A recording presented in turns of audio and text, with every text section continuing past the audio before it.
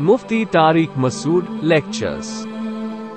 मदीहा साहिबा ने मुल्तान से पूछा है, शौहर बच्चे पैदा करने से मना करे तो क्या हुक्म है? यानी क्या शौहर की इताअत की जाएगी? क्या औरत शौहर की मर्ज़ी के बग़ैर बच्चे पैदा कर सकती है? मैं इनकी दूसरी वाइफ हूँ, इनके पहले से 3 बच्चे हैं, मेरे साथ वो बहुत अच्छे हैं लेकिन शादी के वक्त उन्होंने शर्त रखी थी कि बच्चे नहीं पैदा करने। इस वक्त मैं मान गई थी और सोचा था कि बाद में मना लूँगी। अब 2 साल हो गए हैं और मैं औलाद की कमी शिद्दत से महसूस करती हूँ और लोग भी ताने देते हैं। शौहर कहते हैं कि अगर बच्चे पैदा करने हैं तो मुझसे तलाक़ ले लो। इस बारे में रहनुमाई फरमाएं। औलाद मियाँ और बीवी दोनों का हक़ है। ये जो निकाह का सिलसिला इस्लाम ने या फ़ितरत ने रखा है ना, इसका बुनियादी मकसद ही अफ़ज़ाइश नस्ल है। यानी फ़ितरत तो चेंज नहीं हो सकती ना। जानवरों में भी जो नर और मादा का मिलाप है, उसकी बुनियादी वजह फ़ितरत क्या चाहती है? नस्ल बढ़ाना चाहती है। तो मर्द और औरत का भी जो मिलाप है, चाहे वो ज़ाहिर है उसमें 2 रास्ते हैं, एक इलीगल और एक लीगल। तो इस्लाम लीगल ही को फोकस करता है, निकाह के रास्ते को। तो मर्द और औरत का ये जो मिलाप है निकाह के ज़रिए, इसका बुनियादी मकसद ही अफ़ज़ाइश नस्ल है। यही वजह है कि मुहद्दिसीन ने बाब बांधा है कि बाबुल इल्लतिल्लती नुहिया मिन अजलिही तबत्तुल, कि इस्लाम ने बग़ैर निकाह के ज़िंदगी गुजारने से जो मना किया उसकी वजह, तो उसकी वजह हदीसों में फिर जो आगे आती है वो यही है कि भाई तुम बग़ैर निकाह की ज़िंदगी गुजारोगे तो नस्ल में कमी होगी। इसलिए फरमाया तज़व्वजुल वदूद। उस्मान इब्न मज़ऊन रज़ी अल्लाह ताला अन्हु की मशहूर हदीस है, फरमाते हैं कि हमने नबी से इजाज़त चाही कि हम अपने आप को खसी कर लें, नामर्द बना दें, क्योंकि हम निकाह मुश्किल था हमारे लिए, सफ़र में होते थे, बीवी साथ नहीं होती थी, तो ज़िना का ख़तरा होता था। तो आपने फरमाया ना, ऐसा मत करो, तज़व्वजू, निकाह करो, यानी किसी भी तरह कोशिश करके निकाह करो, तुम्हारी नस्ल बढ़ेगी और मैं तुम्हारी कसरत पे फ़ख्र करूँगा। तो फ़ितरत, इस्लाम चूँकि दीन फ़ितरत ही का नाम है, नेचर ही का दूसरा नाम है, फ़ितरत अल्लाहिल्लती फ़तरन्नास अलैहा, तो इसलिए इस्लाम ने भी निकाह का मकसद अफ़ज़ाइश नस्ल रखा है। तो इसलिए मर्द अगर किसी वजह से नस्ल रोकना चाहता है तो वो बीवी की परमिशन के बगैर ये काम नहीं कर सकता। बीवी अगर शौहर अगर नस्ल रोकना चाहती है, कोई बाज़ दफ़ा वजह होती है, जैसे कोई खुदा न ख्वास्ता बीमारी है, जिस्मानी कमज़ोरी हो, बहुत ज़्यादा हो गई, कोई माकूल वजह अगर हो, तो उसकी बेस पे अगर वो नस्ल रोकना चाहती है तो शौहर को एतमाद में लेना ज़रूरी है।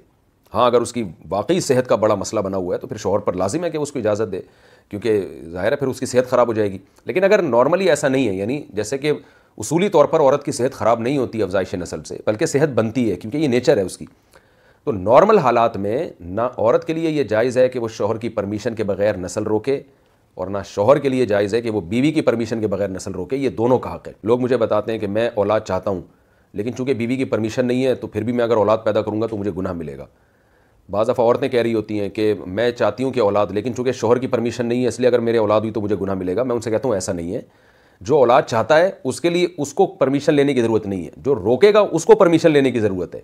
यानी शौहर अगर और चाहता है कि मेरी बीवी से मेरी औलाद मज़ीद हो तो इसके लिए बीवी का एग्री होना ज़रूरी नहीं है। हाँ, अगर वो ये चाहता है कि औलाद ना हो तो इसके लिए बीवी का एग्री होना ज़रूरी है। इसी तरह औरत अगर चाहती है मेरे मज़ीद औलाद हो तो इसके लिए शौहर की रज़ामंदी ज़रूरी नहीं है। रज़ामंदी उस वक्त ज़रूरी होगी जब वो ये चाहेगी कि मज़ीद औलाद ना हो या फ़िलहाल औलाद ना हो, इसके लिए शौहर को एग्री करना ज़रूरी है। तो क़ुर्ब क़यामत है ना, तो हर चीज़ उल्टी हो रही है।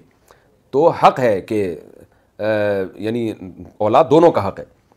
तो आपकी जो कंडीशन है इसमें आपने ये कहा कि शादी से पहले ये एग्रीमेंट हुआ था, तो इसलिए अब शौहर कह रहे हैं कि भाई तुमने तो कहा था कि बच्चे मत पैदा करो, अब क्यों कर रही हो? तो इस एग्रीमेंट की भी कोई शरई हैसियत नहीं है। यानी वो मैंने एग्रीमेंट उस वक्त किया था। यानी कुछ मुआहदे ऐसे होते हैं जो हमेशा के लिए नहीं होते। मिसाल के तौर पर एक शौहर अगर बीवी से शादी करता है, दूसरी शादी, और वो ये कहता है कि मैं तुम्हें बारियाँ नहीं दूंगा, इस शर्त पे शादी कर रहा हूँ मैं तुम्हें बारियाँ नहीं दूंगा और बारियाँ पहली बीवी को ही मिलेंगी, तो ठीक है, ये एग्रीमेंट कर लिया। लेकिन औरत को हर वक्त ये इख्तियार होगा कि वो इस एग्रीमेंट से रुजू कर ले, कहेगी ठीक है उस वक्त मेरा एग्रीमेंट आपसे था मगर अब मैं इस पर राज़ी नहीं हूँ, मुझे बारियाँ चाहिए, तो शौहर को देनी पड़ेगी। यानी ऐसे हक़ है कि जब किसी भी वक्त औरत उससे दस्तबरदार हो सकती है और कह सकती है उस एग्रीमेंट से कि ठीक है ये एग्रीमेंट आज के दिन में ख़त्म कर रही हूँ। तो जो खातून जिन्होंने मसला पूछा है वो अपने शौहर से ये कह सकती हैं कि मैं जो है वो आपसे उस वक्त मैंने कहा था मुझे औलाद नहीं चाहिए लेकिन अब मुझे चाहिए, मेरी राय चेंज हो गई है, तो फिर शौहर के लिए नस्ल को रोकना जायज़ नहीं होगा। रहा ये मसला कि शौहर ने धमकी दी है कि जी मैं तलाक़ दे दूँगा, तो तलाक़ का इख्तियार तो वैसे ही हर वक्त शौहर के पास मौजूद है। हलाल चीज़ों में अल्लाह को सबसे नापसंदीदा तलाक़ है, तो शौहर को चाहिए कि वो डिवोर्स ना दे, लेकिन अगर वो देना चाहेगा तो वो वैसे ही उसको हक़ हासिल है। आप औलाद पैदा करें तो भी दे सकता है, नहीं पैदा करें तो भी दे सकता है। नामुनासिब है, मकरूह है, नापसंदीदा है और इसमें शौहर का अपना नुकसान भी है। تو اس لیے ہم اس کو اس سے منع کریں گے کہ آپ یہ کام نہ کریں جو ایک شریعت میں ناپسندیدہ ہے. لیکن اگر وہ دینا چاہے تو وہ آپ پیدا کریں یا نہ کریں, اس کو تو ہر وقت ویسے بھی حق حاصل ہے اس کا. تو اس لیے آپ کو چاہیے کہ آپ اپنے شوہر سے مطالبہ کریں اور نسل کو بڑھائیں. اور دوسری بات جو اصل چیز ہے وہ یہ ہے کہ اس بیس پہ کبھی بھی لڑکی کو شادی کرنی ہی نہیں چاہیے, یہ ایگریمنٹ کر کے کہ ٹھیک ہے میں آپ سے شادی کر رہی ہوں لیکن اولاد نہیں پیدا ہونے دوں گی. یہ بہت بڑی حماقت ہے, کیونکہ عورت کو جتنی ضرورت شوہر کی ہے اس سے زیادہ ضرورت اولاد کی ہوتی ہے. شوہر کی ضرورت تو جوانی کی حد تک ہے, اس کے بعد تو بچے ہی ہیں جو آپ کو پالیں گے. تو آپ اگر اپنی اولاد ہی نہیں بڑھا رہی, نسل ہی پیدا نہیں کر رہی, تو کل آپ کو تنہائیاں کھائیں گی.